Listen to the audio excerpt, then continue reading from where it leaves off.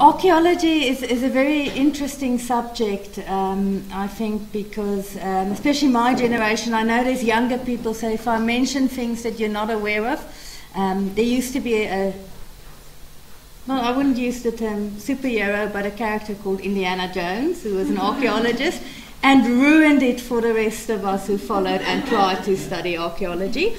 But didn't ruin it as bad as Lara Croft did, because not all of us managed to afford as much money to get the boob jobs and the whips to go with the jobs. So it's one of these jobs that people tend to have a total misconception of what we do. But what I want to talk about is what happened in the last 20 years in South Africa.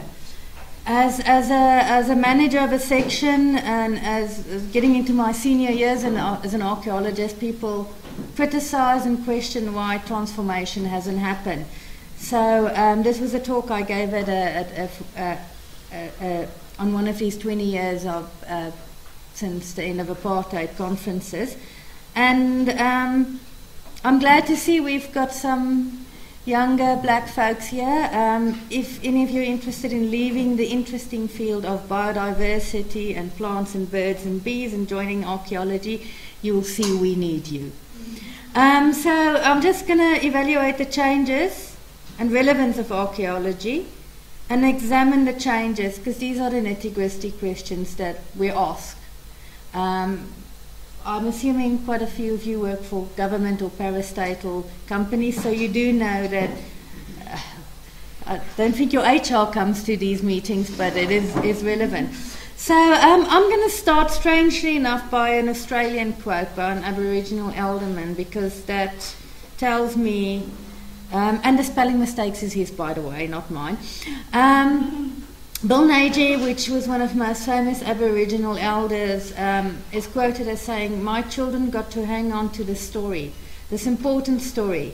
I hang on to the story all my life. My father told me the story. My children cannot lose it. Our story is in the land." And I think that kind of describes archaeology. It's the story of people in the past that's in the land.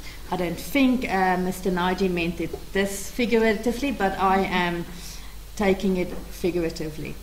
So just for a very quick definition, it's the study of human activities in the past, primarily through the recovery and analysis of material culture and environmental data that these people have left behind. It's artifact, architecture, bio facts, or what you can sometimes read as called eco-facts, and then the entire cultural landscape. Collectively, it's referred to as the archaeological record. People think it's just pots and pans and a few dead folks, but we actually do a lot of environmental work to isotopes and plants, etc., paleontology. But why? In a country like South Africa, why spend money on a subject like that? Because it is unique and precious. It cannot be renewed. There's no way that it can be renewed. Once it's gone, it's gone. There is no option of cloning it, relocating it, or doing anything like that. By the nature of it, is gone. It helps define cultural identity, so it's at the heart of our spiritual well-being. It's our identity and it's who we are. And it has the potential to affirm our diverse cultures and shape our national culture. It just gives us as a collective also a background. And something that my job needs to do with it is that it is recognized in our constitution. Constitutionally, we have to protect our heritage resources. Interesting enough, heritage falls under the constitutional definition of environment. In South Africa, we've got lovely sites. We are really, really blessed. And I'll touch on the subject again. We've got the World Heritage Site, the Cradle of Humankind, with the fossils of our early human ancestors. 2 million years of Stone Age history that culminated with the Khoisan people. One of the greatest storehouses of high-quality rock paintings and engravings in the world.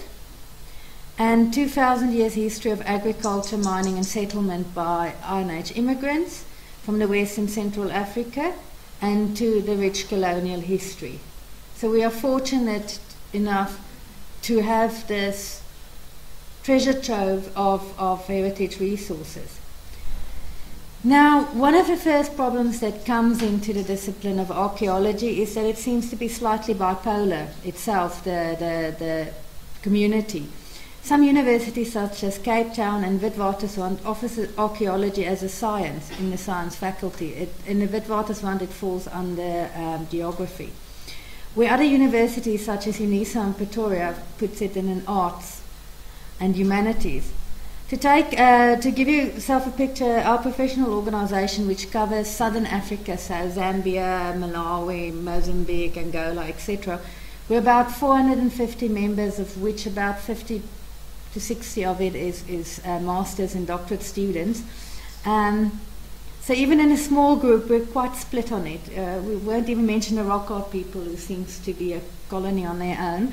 But there's clearly a split between those who did sciences and those who did humanities. The scientist clearly looks at things very scientifically and then swears at the arts people with all their fancy theories and their drug-induced hypotheses, which sadly it is.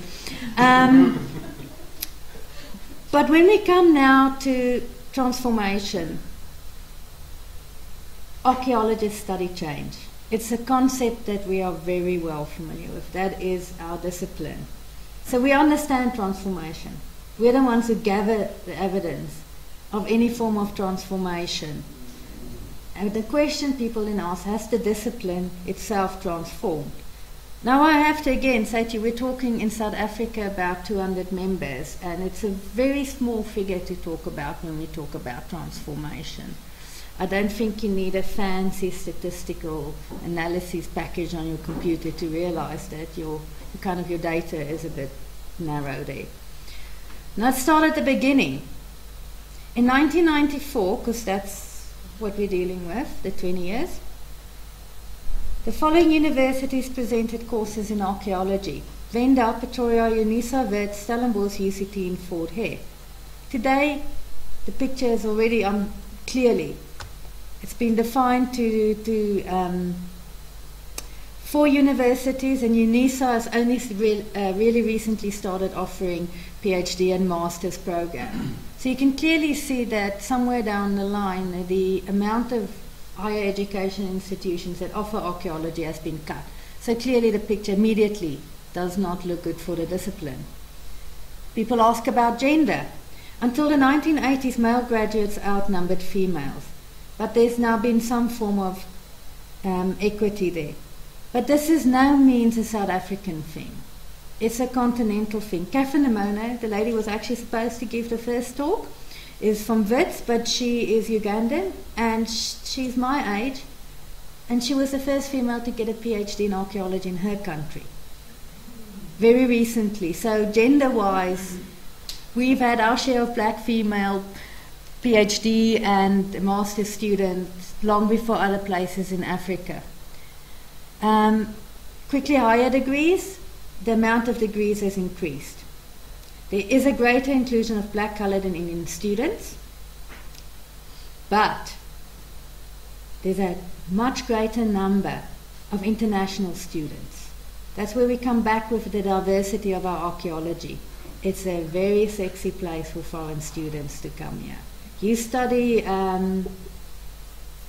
anything from human evolution, physical anthropology, paleoclimates, it's here.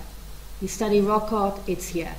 So the sad thing of the story is that the amount of masters and PhD students that we are producing is not necessarily local black students, not even local white students. So we still have a problem there. We seem to now be having more and more students who study, but they will eventually leave the country and become lecturers at well-funded institutions in their homelands. So, currently, that was the past. For instance, at University of the Witwatersrand, the amount of black students equals that of the demography of South Africa. So we're nicely on par. I think Indians, whites, coloureds, black, Wit seems to be very good at that.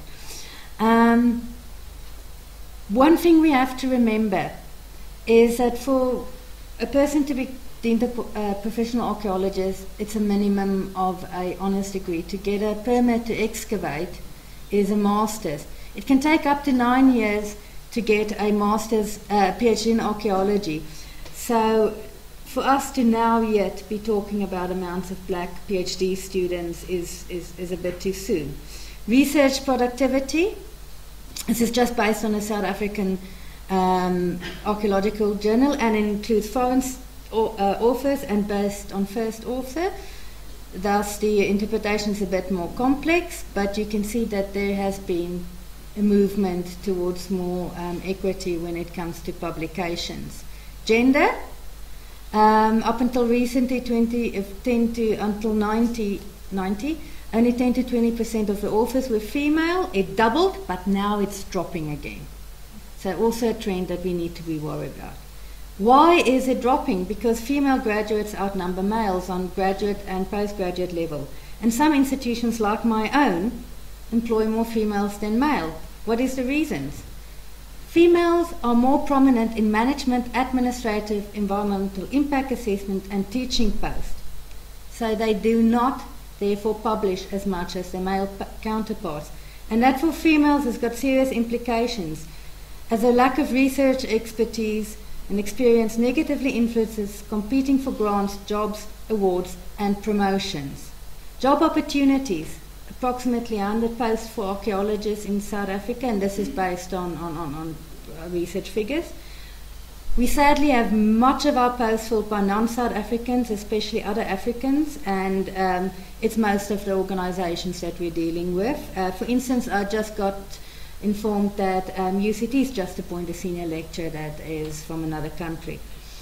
What we do need is that government needs commitments, and this commitment needs to translate into minimum funding, not just for jobs, but also for research, conservation and public programs. How do we measure success in archaeology? Currently purely on academic bases and research papers and grants. We should look after our sites, and that should ultimately be the measure of success in archaeology, how we look after the sites. Once the researchers have gone, once everything else has happened, the management of the site, which includes visitor control, ultimately interpretation and signage, and monitoring it. So what should be the future themes in archaeology? Conservation technical issues, management methods, public and political awareness, and economic development through appropriate and well-managed tourism initiatives. Economic development through appropriate and well-managed tourism initiatives. That's something that archaeologists will struggle with. I'm sorry, KZN Wildlife, for using this picture, but we're all aware that this particular display has received quite a lot of flack, and I'm going to discuss it in one of my other papers. This is just some of the saddest stories, and this is specifically focused on KwaZulu-Natal, so please don't feel like I am negatively against us and other people.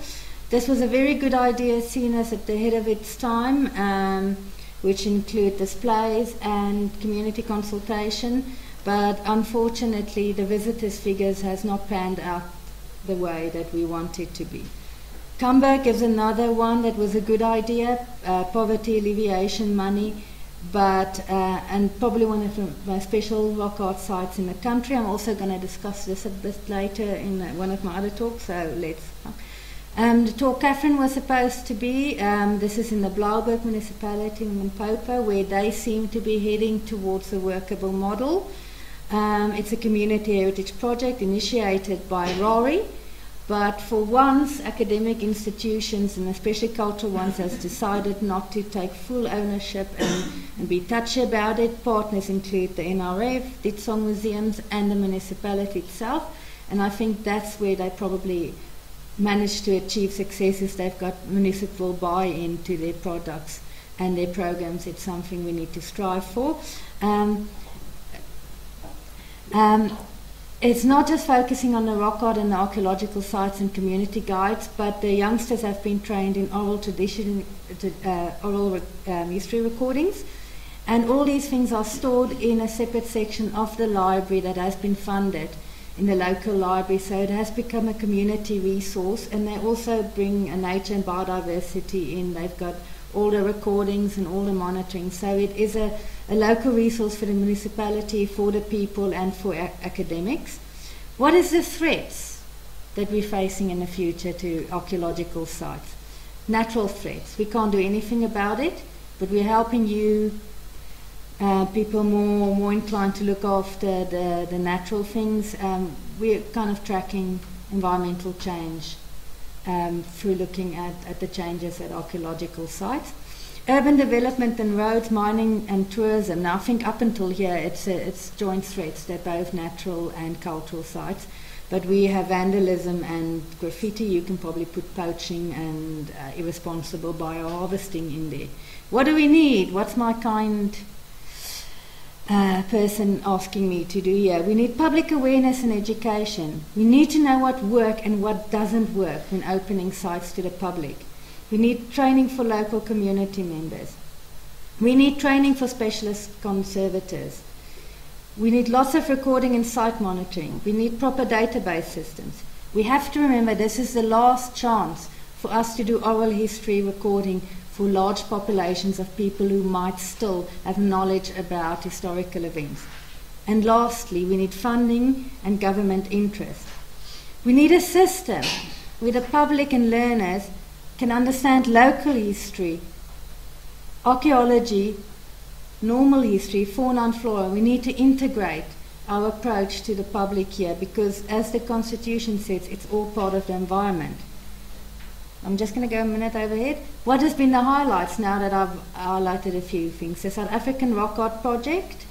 Because of this project that was initiated a few years ago by the Getty Foundation, we now, this was the starting point to identify World Heritage Site, and today there's some managers who from KZN Wildlife that works in the Maloti Drakensberg, and this was the starting point over 25 years ago.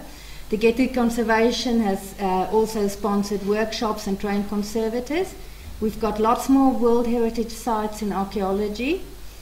SARIS, the South African Heritage Resources Information System on the web.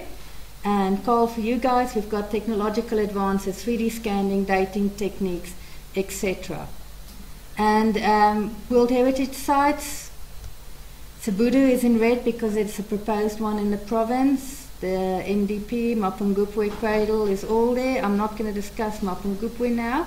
But what do we demand? Because I have to always demand something. Those of you who know me know that. We need equal attention given to the conservation of natural and cultural resources.